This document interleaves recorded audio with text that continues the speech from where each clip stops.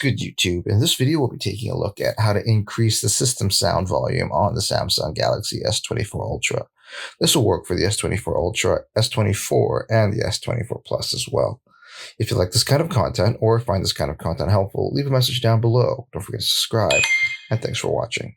So if you want to increase the system sound volume on the S24 series of phones, thankfully it's pretty easy to do so. The first thing you want to do is actually jump into your settings. Once you're in your settings, you want to look for sound and vibration, and you want to hit the sound and vibration settings menu. And then from there, you want to look for system sound. And you want to hit system sound here, and then you'll have a variety of options for your system sounds. And then from there, you can see there's a horizontal slider that you can use to change and increase your system sound volume.